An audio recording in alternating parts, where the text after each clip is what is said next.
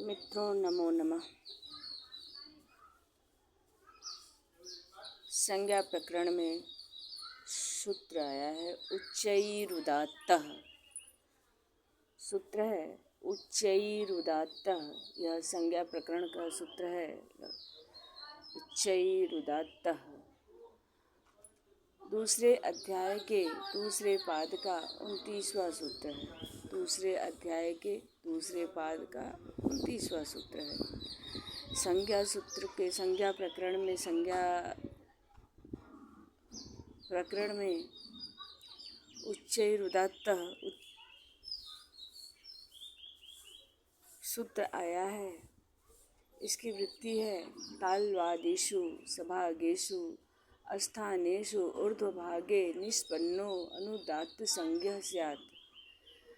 तालवादिषु सभागेषु अस्थानेषु ऊर्ध्वभागे निष्पन्नो अनुदात्त संज्ञः स्यात्।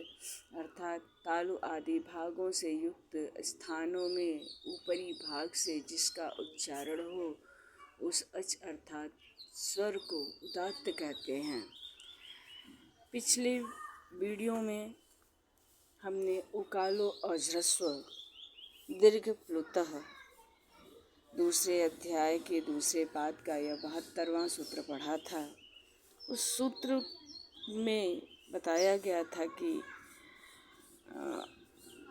स्वरों के उच्चारण में लगने वाले समय को मात्रा कहते हैं, काल को मात्रा कहते हैं। स्वरों के उच्चारण में लगने वाले काल को मात्रा कहते हैं। यह ह्रस्व दीर्घ और प्लुत के भेद से 3 प्रकार का होता है। ह्रस्व दीर्घ और प्लुत के भेद से कितने प्रकार का होता है? 3 प्रकार का होता है। और पुनः इसको उदात्त अनुदात्त और स्वरित के भेद से 3 भाग में इसे पुनः बांटा गया है।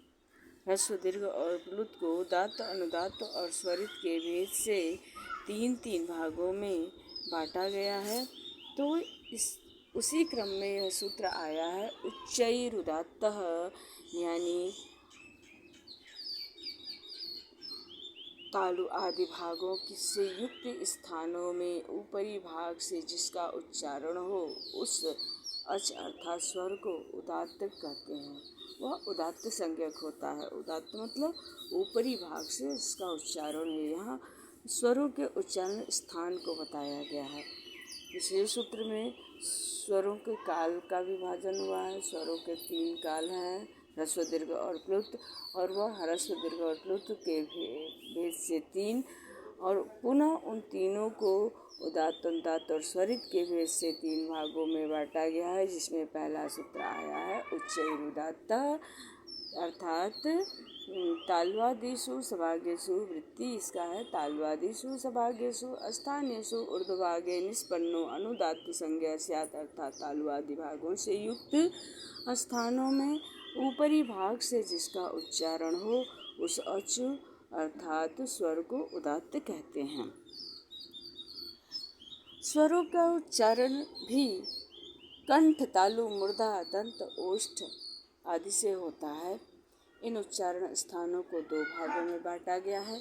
पहला भाग है ऊंचा भाग यानी ऊपरी भाग, और दूसरा भाग अर्थात नीचा भाग या निचला भाग। जिस स्वर का उच्चारण ऊपरी भाग से होता है वह उदात्त स्वर होता है, और जिसका निचले भाग से उच्चारण होता है वह अनुदात्त स्वर होता है।